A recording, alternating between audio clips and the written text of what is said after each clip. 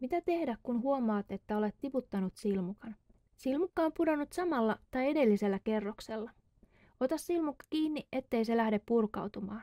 Jos silmukan kohdalla samalla kerroksella neulottujen silmukoiden välissä on pidempi lankalenkki, ei sinun tarvitse purkaa työtä. Jos pidempää lankalenkkiä ei ole, suosittelen purkamaan työn pudonneeseen silmukkaan asti. Jos sinun ei tarvitse purkaa työtä, neulot pudonneelle silmukalle. Jos silmukka on purkautunut useamman kerroksen alaspäin, voit käyttää purkautuneiden silmukoiden korjaamiseen virkkuukoukkua, kuten edellisessä videossa, tai neuloa ne puikoilla. Tuo tippunut silmukka vasemmalle puikolle. Neula se käyttämällä silmukoiden väliin jäänyttä lankalenkkiä. Jos silmukka oli jo ehtinyt purkautumaan, aloita alimmasta lankalenkistä ja neulo kaikki lankalenkit järjestyksessä alhaalta ylös. Kun olet saanut pudonneen silmukan korjattua, tuo se vasemmalle puikolle ja jatka neulomista normaalisti.